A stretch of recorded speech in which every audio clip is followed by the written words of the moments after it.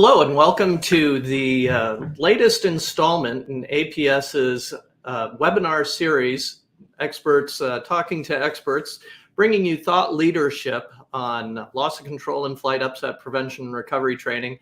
And today's subject is integrating upset training into Part 5 SMS, Safety Management System. And I'd like to introduce our guest, John Cox. Welcome, John. Good to have you joining us. Say hello to everybody. Thanks, Randy. Nice to be here. Good to see you. Very good. I think as I do the introduction, John, that someday we're going to have a webinar just on you and your expertise because it is extensive. It was fun talking with you this morning, going through it all. John started off his 25-year airline career in a trivia question. What is the YS-11, a regional turboprop carrier, but then went on to fly 737s. He was a captain check airman, flew the Fokker F-28, and then ended up in the Airbus series, the A319-2021. So John and I bumped into each other, oh gosh, I think it would have been about 2010, as a part of a working group for the Royal Aeronautical Society that was devoted to identifying training that could help to mitigate loss of control in flight. Now, John is a fellow of the Royal Aeronautical Society, as well as a master pilot of the Company of Honorable Air Pilots, which is a group over in England. Also a master pilot, the FAA winner of or recipient of the Wright Brothers Award.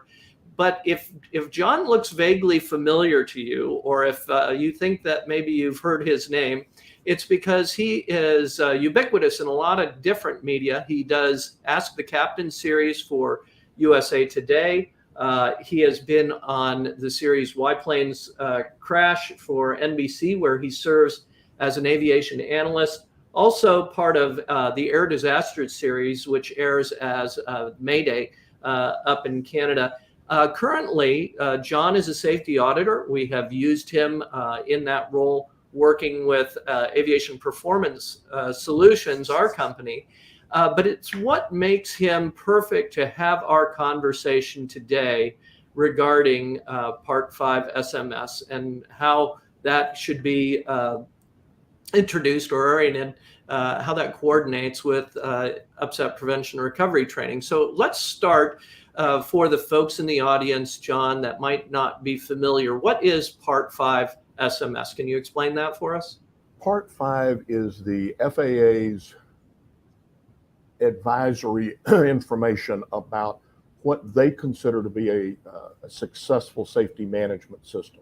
It's based to a large degree on the ICAO philosophy and matrix for safety management, which really gained its initial foothold with Canada and transportation, and the transportation or TC in Canada, and it has permeated now worldwide. The implementation of SMS within the aviation industry has gone all the way through the scheduled airlines and is now, you're going to see more of it incorporated into the larger airports, and then shortly followed by the Part 135 commercial operations as well. So it's, to some degree, it's become how we deal with risk mitigations and acceptable levels of risk in around the world. Yeah, so in my simple way of looking at it, it's a way of identifying risks and then looking at various ways that we can mitigate that risk. And as you've laid out, it is newer in some sectors of aviation than in others. 121 carriers have been working at it for a while. It's a little bit new to some of the folks in the 135 world. So now let's talk about the other side of the equation, or of the topic for today, which is loss of control in flight. With your background as an air safety analyst, you should have pretty good perspective on that. Is loss of control in flight a big problem? Oh, absolutely. And one of the most disturbing features is the mitigations that we have put into place so far have not really made a real significant impact on the rate of loss of control events, which ends up being the highest number of fatalities in aviation, be it commercial airline or corporate or general aviation. So we don't have a large number of loss of control events, but the ones that we have typically are catastrophic. And so when you put this into a risk matrix and you come back to the severity of the event, catastrophic, and the likelihood not getting better, this becomes clearly something that your safety management system should address. So, John, we're going to delve into this a little bit more, but I'd like to let our audience know at this point that if they have questions, if there's something that you say or I say or that they hear that they would like us to expand on a little bit more, there is a comment section, the chat section, that people can drop those questions in. Sometimes those are the most interesting, entertaining parts of these webinars, is to expand on things, comments people that might have. So we'd like to encourage people, invite people to provide any questions that they have that they'd like us to address. Maybe we'll come along to them as we continue talking. But I want to focus on something that you just said. You just said that loss of control in flight is one of the biggest causes of fatalities, and that is based on how we are training pilots today, right? That what we are currently doing is somehow still not mitigating the threat correctly? What we're doing is certainly an improvement over where we have been, but we're still not seeing the dramatic decline like we did in control flight into terrain with technologies and other things. So what it says when you put it into a risk analysis is that the acceptable level of risk that we're signing off for today is not a whole lot better than it was some years ago. And I would submit to you that the expectation of safety that our passengers have, growing the way that it is, they expect us to be able to mitigate known risk on a continual basis. And so I think we have work to do when it comes to upset recovery training to be more effective, not only in the number of pilots that are trained, but the effectiveness of the training. So I want to drill in a little bit on something you just said regarding technology. We've seen great improvements in controlled flight into terrain. We have enhanced ground proximity warning systems. We have synthetic vision. Pilots aren't going to fly into the ground when they see it visualized. What is it about loss of control in flight, do you think, that makes it different from CFIT and certain other aspects that we've had greater success defeating through technological means? Well, certainly there was a great hope when the fly-by-wire airplanes really started coming out that they would provide that the technology to drive this down. Unfortunately, we have seen that they too can be upset, and consequently, it reverts back to the pilot and reverts back to manual handling skills to successfully deal with an encounter. And there's times when doing nothing and letting the airplane sort itself out may be appropriate, but there's also times when, even if it's counterintuitive, pilot intervention's required. And there's some human factors issues that come into here, that the startle factor, how do you train startle?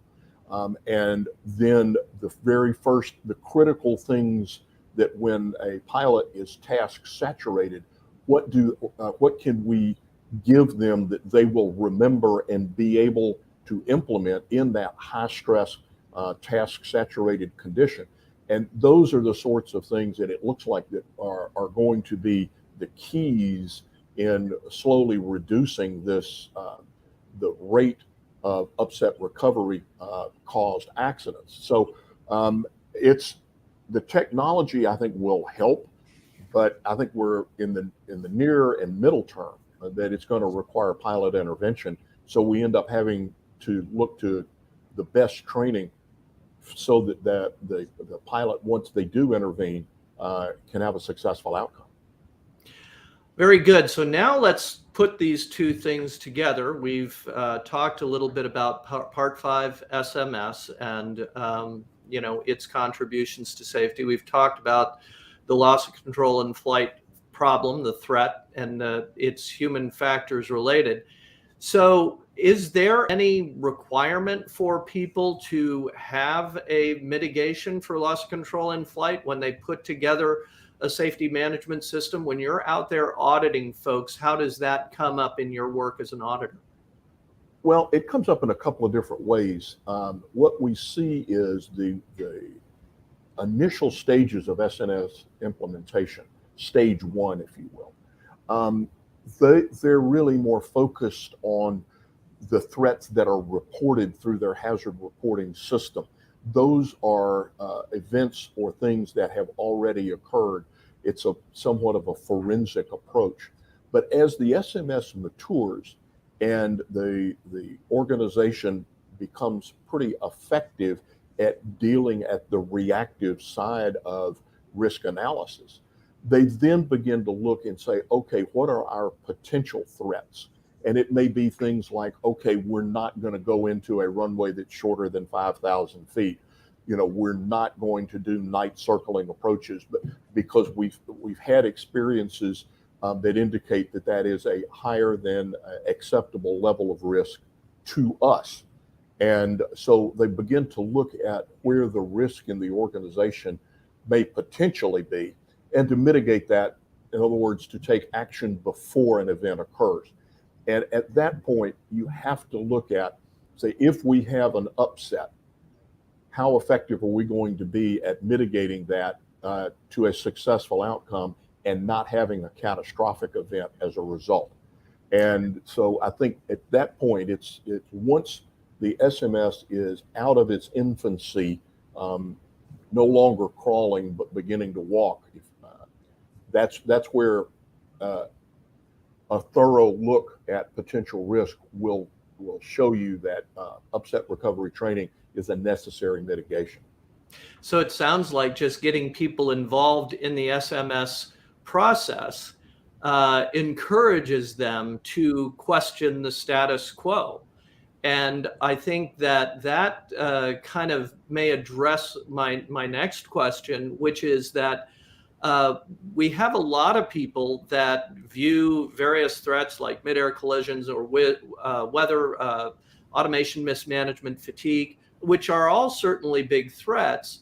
But a lot of times we feel or we see that operators seem to sort of misperceive or underestimate the loss of control in flight threat. I don't know if that's something that you feel and if or you see in your work, and if so, why do you feel like a lot of people in general in the industry at large tend to underestimate some of the facts, the statistics that you quoted earlier on? I think part of it, in talking with flight operations literally around the world, there is an overconfidence in their own ability to handle such a situation. Oh, if it happens to me, I'll know what to do. And I would argue that is not a realistic assessment, that it does require specialized training, just as category 2 and 3 operations require specialized training. Upgrading to high performance airplanes require specialized training.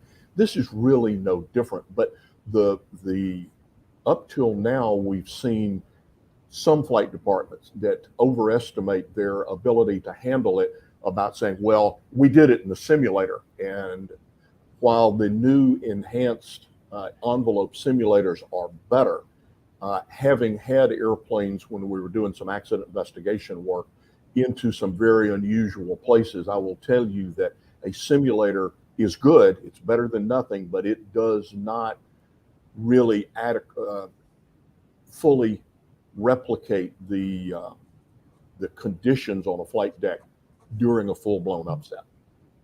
And I think that some of it, John, may go back to what you were discussing earlier regarding likelihood and severity, is that these other things that they may see on a regular basis are not things that are necessarily going to end up in fatality. But loss of control in flight can be so rare that a person might only, have one or two occurrences of an upset in their career. The problem is that if they have even one, it might be one too many if the training that they've had in advance isn't sufficient to prepare them for what they would face. And what we see typically from licensing training is that folks are going to do what they normally do in the normal envelope, and in an upset event, that might be the wrong thing to do. It might even be catastrophic. So let's go ahead now and talk a little bit about if you're working with an operator and they have gotten the message, they have looked around at their threats, and they are realistically looking for ways to mitigate those things.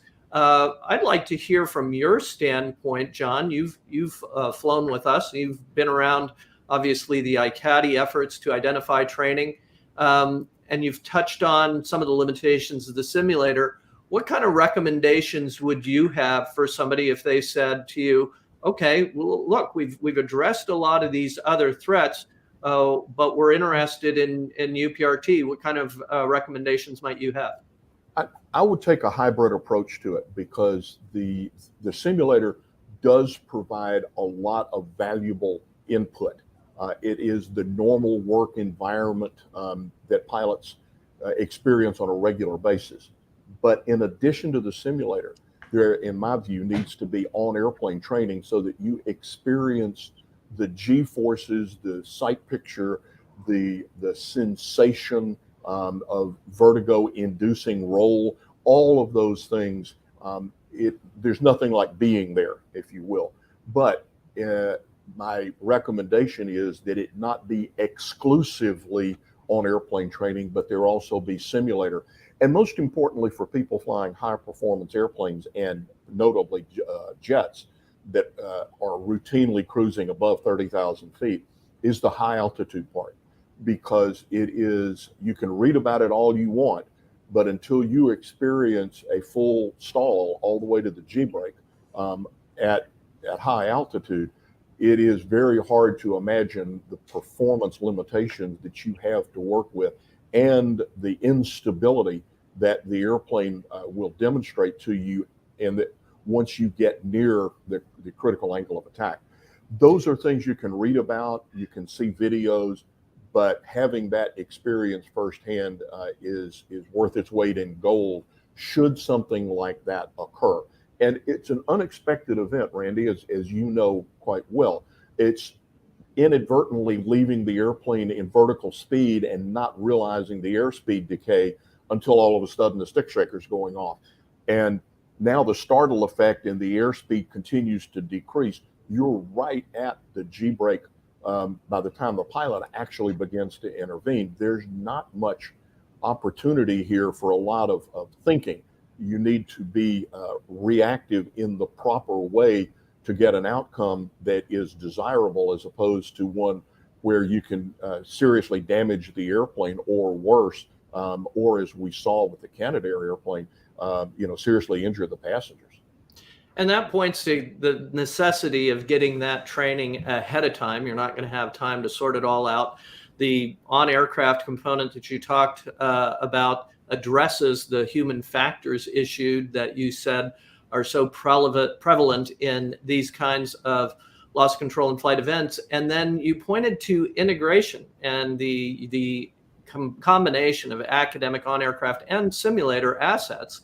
And that was something that was recommended by ICATI, by the Loss of Control, Avoidance and Recovery Training Aviation Rulemaking Committee. And coincidentally, we have the co-chair of those efforts, the LOC-I, and some of the work with ICATI, Philip Adrian, who's just asked us a question that folks can see in the chat regarding the difference in sort of the acceptance rate, the maturity, if you will, of safety management systems in the US versus what has been achieved in Europe.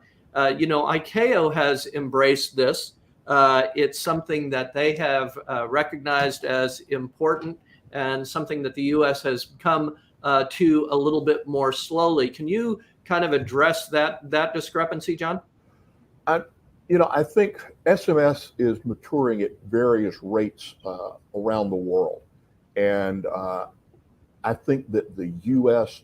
Part 121 scheduled air carrier SMSs are pretty much mature and functioning. Certainly the Canadian Transport Canada and notably the scheduled carriers there, but also the corporate operators and air taxis. Those are pretty mature systems. You're seeing a lot in Europe that are pretty mature systems. But I think the U.S. Part 135, 125, and 91 operators, I still think that SMS is somewhat in its infancy.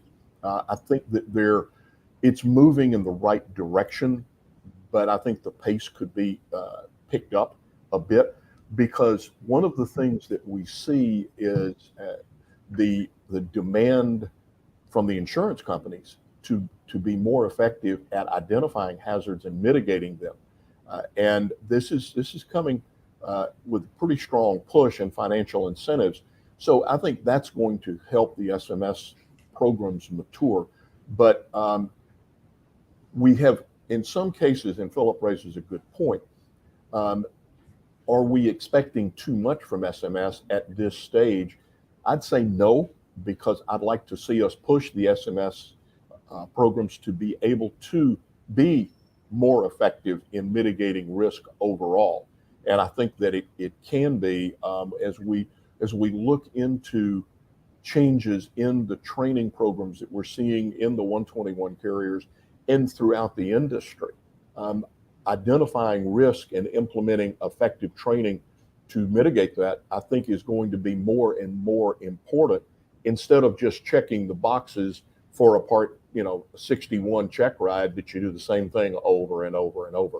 I do think that the training is going to be more real world oriented, and the airlines went to it with Loft and with some other areas, but I think that, and it's proven to be effective. So I think and hopeful that it will be a part of the 91 and 135 training that that we'll see going forward. And I think upset recovery needs to be part of it. I think that our hope is conversations like this will increase the awareness of SMS and its contributions. I will tell you that we have a group of 6 people in a classroom underneath me right now that are going through, as you said, better than the minimum training that's required. And we do have a lot of operators that are reaching out to us for precisely a thing that you just touched on, John, the fact that they are going to simulator training and doing the same things over and over rather than adding additional skill sets. And to that point, we've got a chat question that just came in asking, what level of academic knowledge, namely aerodynamics, flight dynamics, atmosphere, et cetera, should UPRT students be exposed to in regards to the mathematical element? So I'll let you go ahead and provide your opinion on that, John, and then I've got a little funny story of my own. Well, certainly the pilots need to understand aerodynamics to the point that they understand what is happening at the wing.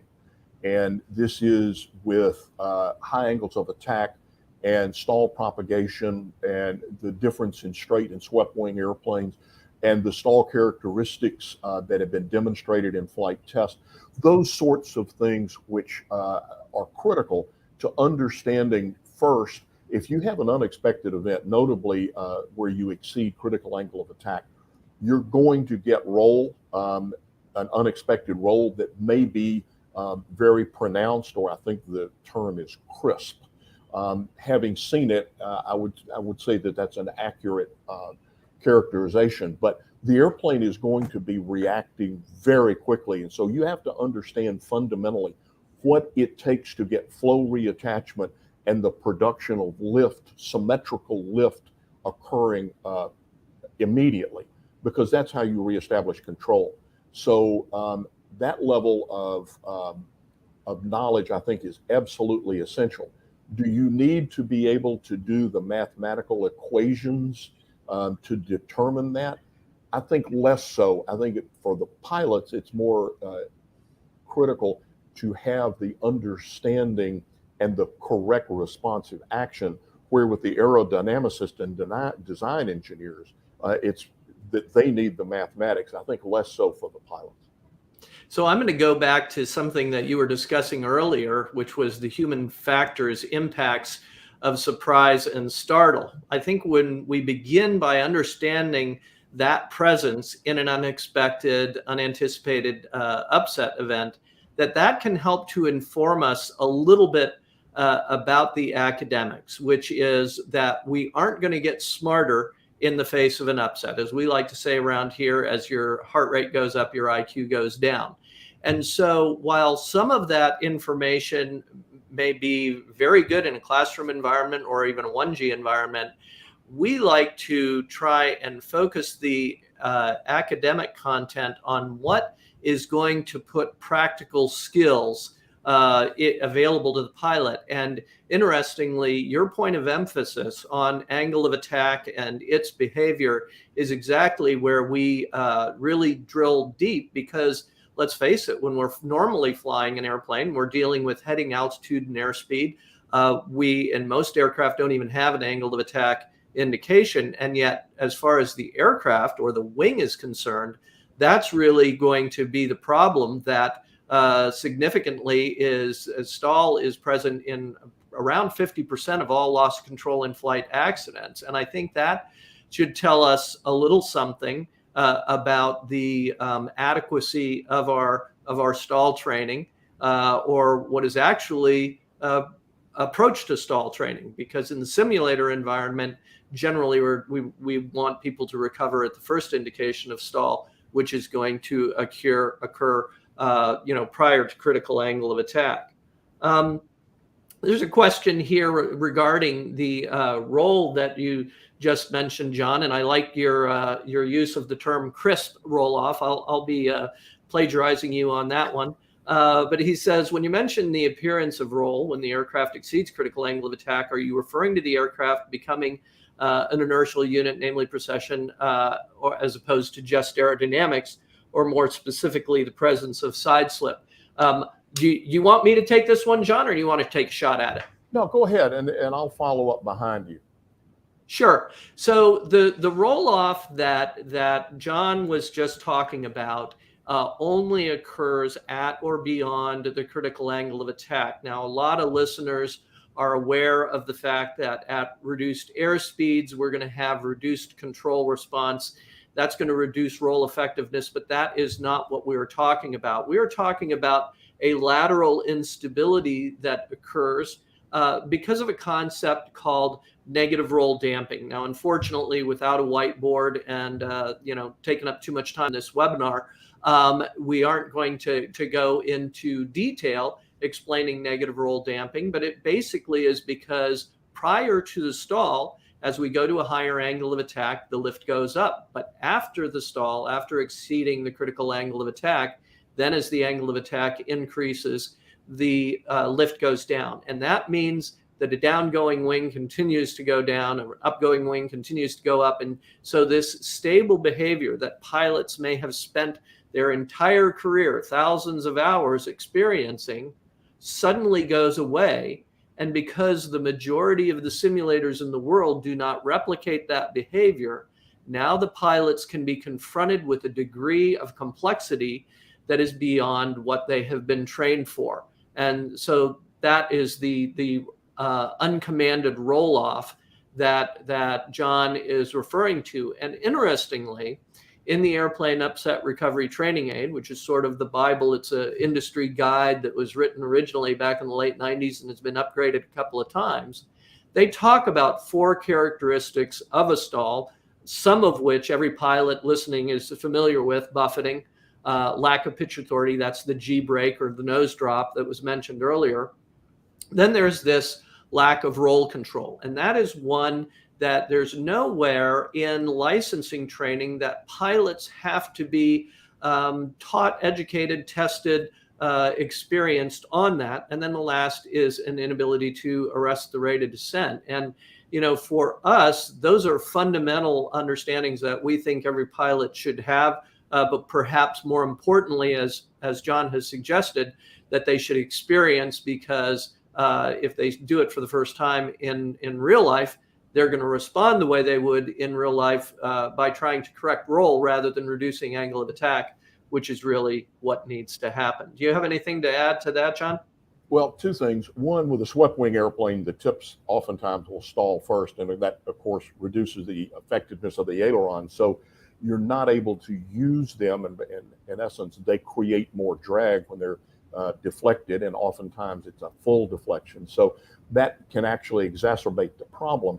And secondly, we don't deal with pristine airplanes. And so the bumps and nicks and bugs and paint chips and all of those things result in an asymmetric condition of lift right at G-brake. And that asymmetry means that it's going to break one way or the other. When I was doing acceptance test flying with the F-28 in the Netherlands, we would full stall the airplane, and it was really an effort to try to keep that symmetry of lift, which we utilized to make sure that the airplane, all that the doors and everything were fully closed, that the airplane wouldn't pull one way or the other. But just the realities of airplanes that are in service and not brand new from the manufacturer, that is just about guaranteed that you're at G-brake, you're going to have some lift asymmetry. Yeah, and I'm going back to the original discussion of academics and how much we should teach pilots. I'm reminded of a presentation that I did at the Bombardier Safety Stand Down of a few years ago. And we did use the lift equation only because, as I had suggested, it taught pilots, or through it, we could teach pilots which elements of the lift equation that they could control. And so the two sides of how deep to go into academics were presented to me in the survey results, one of which said, I loved the detail that you went into. I wish you could have gone into it a little bit more deeply. And the very next survey said, too much math. And so it just shows you can't make everybody happy. What you got to do is include, the sort of minimum amount that you need. And in terms of pristine aircraft, I will give you a story. We do some training for the Golden Knights jump team pilots. They used to fly the Fokker F-27. They had two of those aircraft. And they had an interesting upset that occurred when a gaggle of jumpers all departed the aircraft simultaneously, while the pilots were applying a lot of forward pressure on the yoke because of the aft CG, which immediately went away. And it led to a negative G stall. They pushed the nose down and the aircraft had a stall and began to rotate. And because every other Golden Knight jumper has a camera on his or her helmet, they got great pictures of this F-27 in knife edge falling out of the sky. And the pilot said, yeah, that airplane never flew quite exactly straight after that. And you can kind of understand why. The question goes on about Air France 447, and the questioner points out that in that flight data recorder data, and you can see this in many, many other accidents, there is this uncommanded rolling going on. And that is exactly the illustration of negative roll damping that we've been referring to. John, we've sort of covered most of the things that we wanted to address here. I'd like to go back to discussing one of the subjects that you brought up earlier, and it's certainly something that we get a lot of questions about. And you spent a career flying transport category aircraft, yet you're proposing on aircraft training. Obviously, we can't do that on transports and have an appreciable margin of safety. So can you talk to me about the appropriateness, as you view it, of using all attitude capable aircraft like we use at APS, the Extra 300 or the Sire Marchetti S211. Can those be done used in a way that doesn't introduce negative training? Well, I think the focus that people who say, well, we need to do this in transport airplanes may be a bit misplaced, because the training is much more about the curriculum and the understanding that goes on as opposed to the tools by which you gain that understanding. I think that there is a necessary requirement to have a very G-tolerant airplane, in other words, an aerobatic type of airplane certified that way, because the first time people attempt to do a recovery may very well exceed normal category or transport category limits. It's part of the learning process. So I think that the tools of using an Extra or a Marchetti like the S211 are very appropriate, considering that the curriculum in which those tools are used is geared toward a transport pilot. And so this is what you'll see, but this is a way to demonstrate it to you safely, as opposed to using or trying to do that in a transport airplane. One, the cost would be prohibitive. And two, there was probably an unacceptable level of risk of exceeding a limitation. And at that point, you'd not be able to use the airplane until a massive inspection had gone on or so forth. So I think that the on-airplane training using the all attitude available tools is not only appropriate but desirable. And I'd like to add an element to that, John, and that is the expertise of the instructor to utilize the tool in a transferable manner. So, you have to, in our case, we like instructors that have type ratings, that have experience in true crew aircraft. They understand the limitations of operational aircraft, and therefore they can use the training aircraft as a surrogate aircraft to illustrate transferable concepts. And many of the ones that we've been talking about, the concept of exceeding critical angle of attack and stall characteristics, really are common amongst all fixed wing aircraft. And so if that training tool is used in the hands of an instructor that's been appropriately qualified for the delivery of upset prevention and recovery training, then they can make sure that it's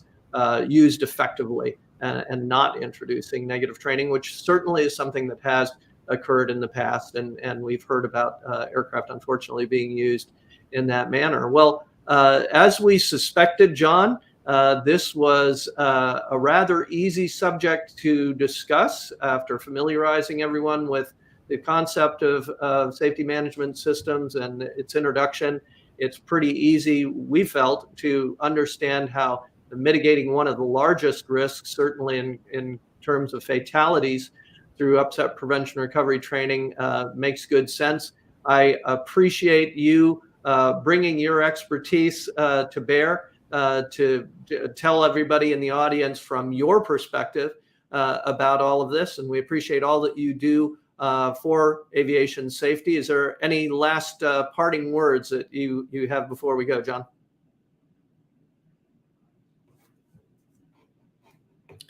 Oh, and it appears that we may have frozen up there, John. Let me try and bring you out and back in again. And I think that's going to be it for today. So with that, thanks everybody for participating, and we hope that you will look for our next installment of the Experts Corner, brought to you by Aviation Performance Solutions. So long.